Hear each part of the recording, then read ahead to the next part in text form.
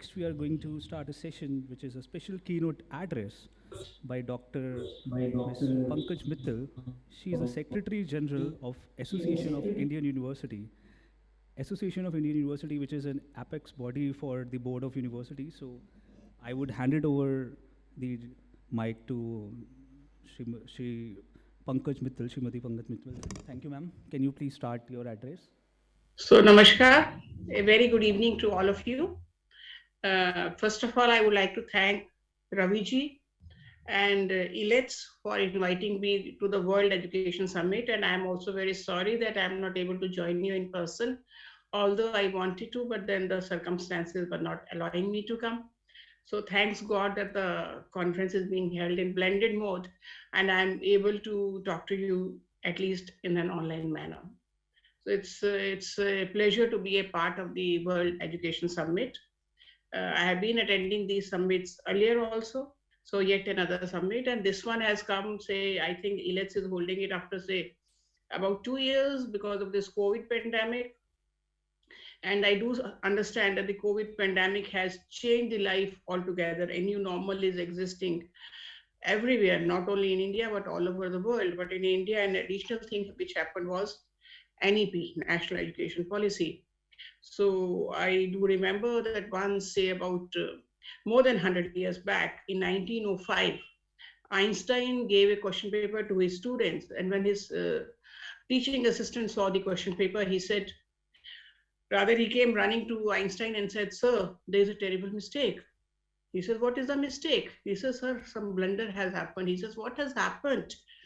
He says, "Sir, this is the same question paper which we gave to the same set of students last year also. So same question paper, how can we give, sir? The students already know the question paper." So Einstein smiled. He says, "There is no mistake. It is by design because the questions are the same, but the answers are different." And why was that? Because in 1904, Einstein published 4 papers. They were on theory of relativity, E is equal to mc square, and Brownian motion and all. That changed the very paradigm of physics education. Therefore, questions were the same, but the answers were different. And Einstein wanted to see whether the students have gone through those papers, whether they have understood what is there. And I mean, he wanted to see the understanding of his students. Therefore, same question paper, but the answers were different. Similarly, in the higher education scenario of India, questions are the same: what to teach, how to evaluate, assess the students, but the answers have changed pre-COVID, post-COVID, pre-NEP, post-NEP. So after NEP, after COVID, the questions remain the same, but the answers of all the questions have changed. Now, how have they changed? That I will discuss in brief today. Now, for example, when we talk of what to teach will include the curriculum. And you know that when the COVID struck and all the universities and colleges were closed, and initially we thought that what will happen to our students and teachers, because our students and teachers were not very used to the online education. But then I realized that if in the year 2020, the best teacher award should be given, the best teacher award should go to COVID-19. Why? Because of the COVID-19, our teachers as well as the students started using technology to a large extent. Because of them, because of the COVID, the online platforms, the blended mode of learning, using technology for teaching learning, it escalated like anything. I mean, the thing, you know that I am from UGC, my basic job is in UGC. So something which we have been trying for something like 5-10 years, all of a sudden the COVID, the best teacher award winner in 2020, the COVID taught everybody how to go online, how to teach online, how to learn online, how to collaborate online, how to do internships online, how to do placements online. So the what to teach, when we talk of, so that means that in what to teach, there has to be a large amount of technology. A large part of curriculum should comprise of technology, not only how to use the technology, but how to learn using the technology. So what to teach will surely change after the NEP. And also, we also know that, I mean, many times it is said that the even in professional subjects, around 80% of our students are unemployable.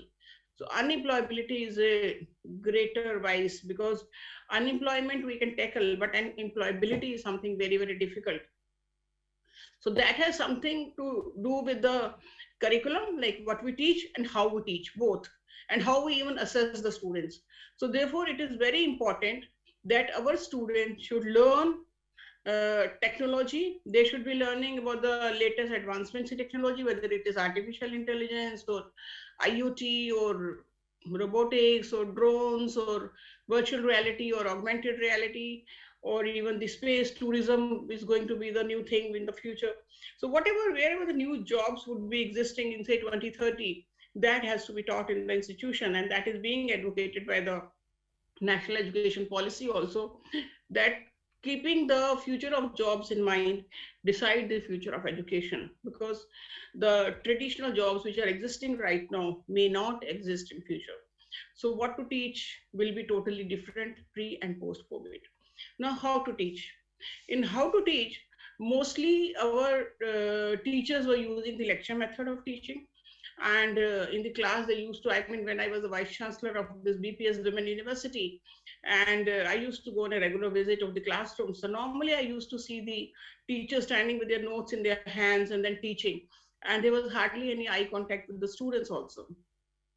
So we used to tell them that have the eye contact with the students. But the new concept which is coming is the blended education, in which you don't teach in the class anymore. Basically, it is that you give the sort of audios, videos, text to the students in advance. Students will study at home. And in the class, what will happen? Only discussions will happen, group discussion will happen, understanding will happen, reasoning will happen, rationale will be developed. So the totally flipped classroom means, हम कहते हैं कि हमारे देश में बच्चे class में पढ़ते हैं, घर पे जाके मनन करते हैं, पर विदेशों में बच्चे घर से पढ़ के आते हैं और क्लास में मनन करते हैं.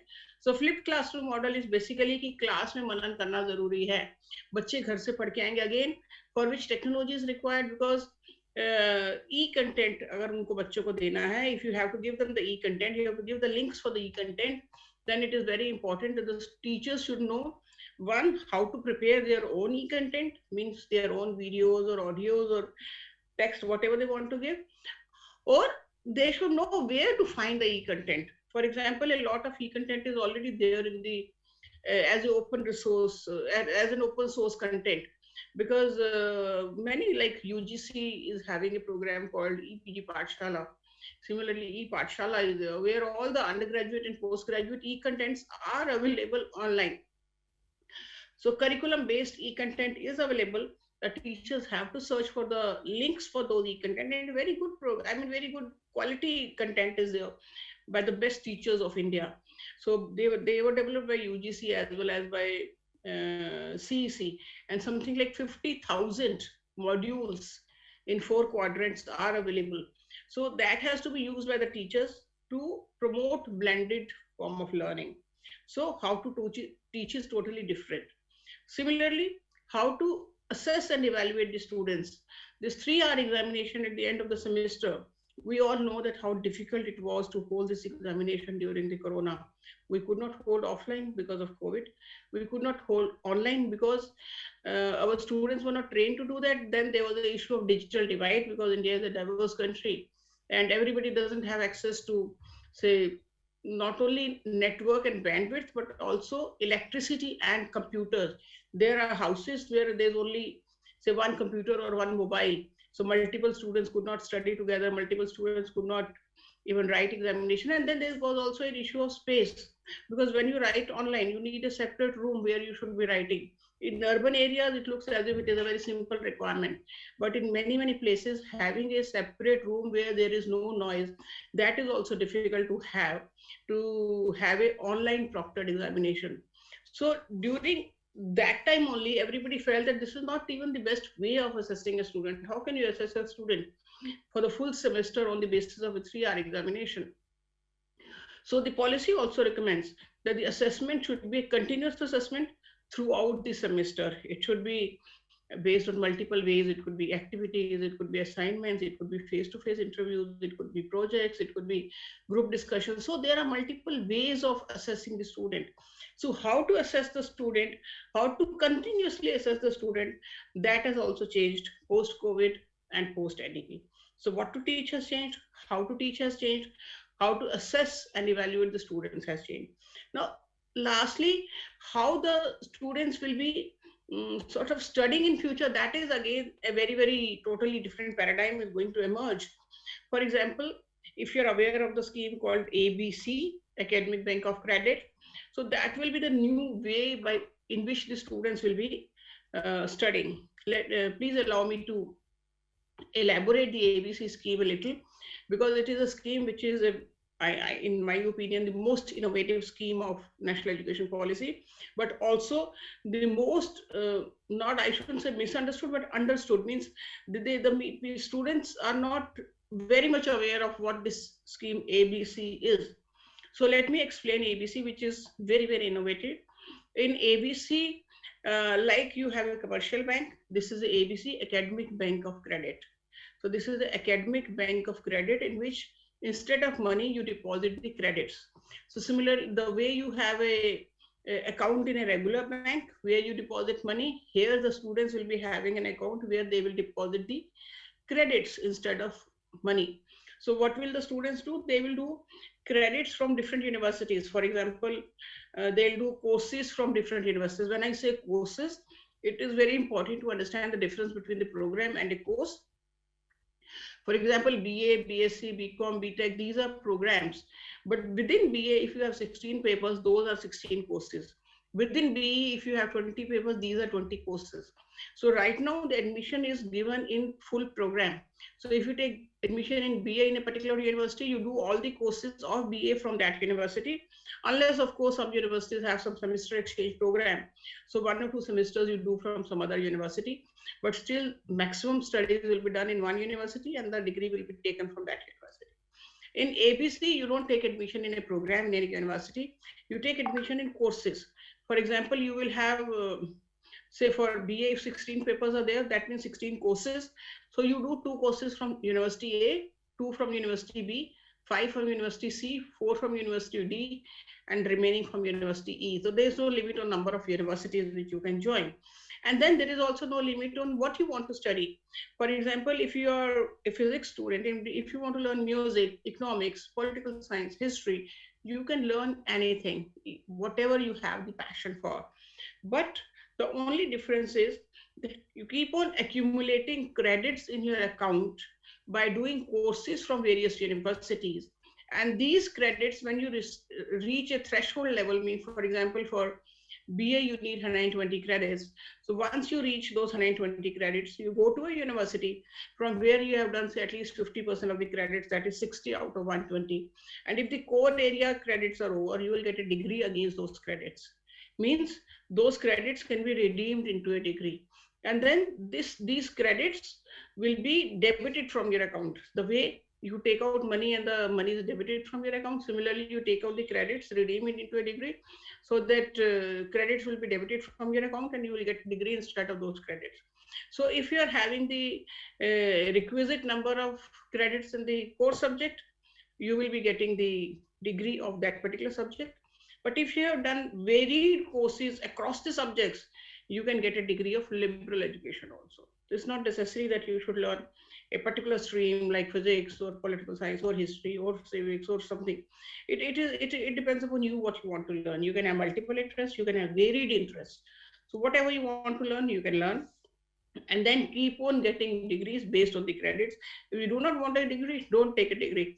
Just keep on learning, because learning is the main theme, and lifelong learning is actually the theme, because right now the education stops the moment your program is over.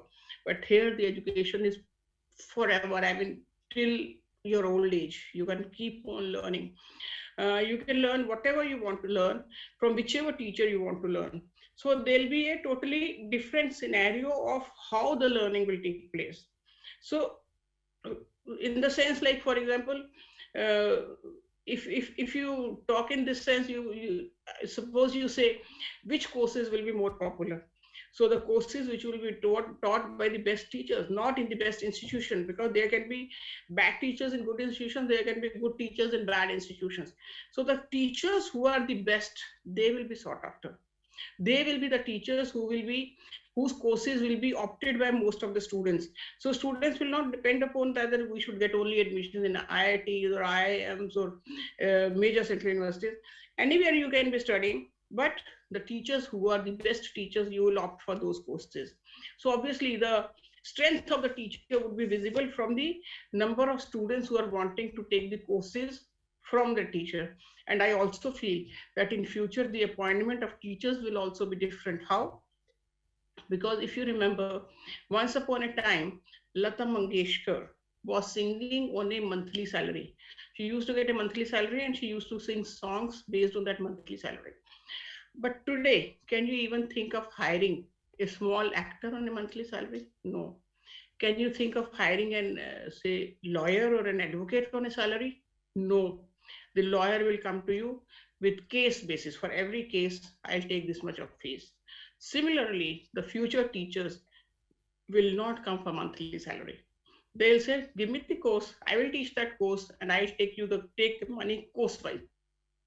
The teachers can be teaching in multiple universities. Maybe there is no employment in a single university.